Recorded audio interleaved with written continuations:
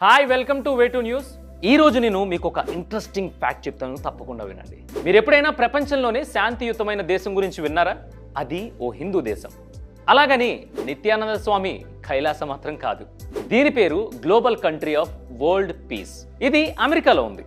అదేంటి, అమెరికానే ఓ దేశం కదా, అందులో ఇంకో దేశం ఏంటని ఆశ్చర్యపోకండి. నిజానికి ఈ జీసీడబ్ల్యూపీ దేశానికి ఓ సరిహద్దు అంటూ ఏం లేదు. అమెరికాలోని కొంతమంది హిందూ ధర్మాన్ని పాటించే వాళ్ళంతా కలిసి ఐఓవా రాష్ట్రంలో ఏర్పాటు చేసుకున్న దేశమే ఈ జీసీడబ్ల్యూపీ దేశం. ఈ దేశానికి టోనీ నేడర్ అనే సైంటిస్ట్ నాయకుడిగా ఉన్నారు. జీసీడబ్ల్యూపీ దేశానికి ప్రత్యేకంగా సొంత కరెన్సీ కూడా ఉంది. ఆ కరెన్సీ పేరు రామ్. దీనిపై శ్రీరాముడి చిత్రం ముద్రించి ఉంటుంది. ఈ కరెన్సీని అమెరికా, యూరప్ ఆమోదించాయి కూడా.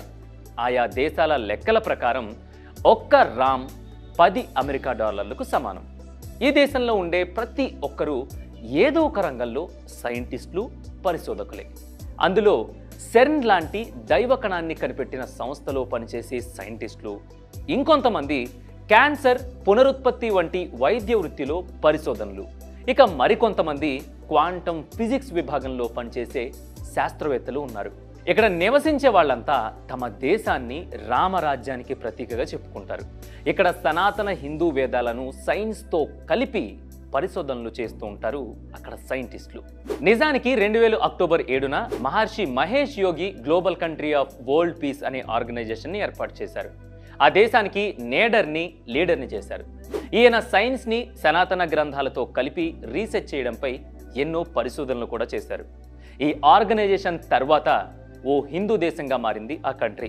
ఈ దేశం ముఖ్య ఉద్దేశ్యం యోగా, వేదాలు, సనాతన ధర్మ శాస్త్రాల సాయంతో ప్రపంచ శాంతిని నెలకొల్పడమే. ఈ లక్ష్యంతోనే 2005, 2006 సంవత్సరాల్లో ప్రపంచంలోని అనేక దేశాల్లో స్థలాలు కొని అక్కడ కూడా ఈ పీస్ కంట్రీ బ్రాంచ్లు స్టార్ట్ చేసింది. ఇక 2008 నుంచి అమెరికాలోని అనేక ప్రాంతాల్లో పీస్ ప్లేస్లను నిర్మించడం కూడా మొదలుపెట్టింది. వీటి ద్వారా యోగాను ప్రపంచవ్యాప్తం చేసి వేదాల సారాన్ని అందరికీ పంచాలనేది నేడర్ సంకల్పం. ఇది అమెరికాలోని హిందూ దేశం లేదా హిందూ ఆర్గనైజేషన్ స్టోరీ. చూశారు కదా, మన భారతదేశ గొప్పతనం ఇప్పుడు ఖండాంతరాలు దాటిపోయింది.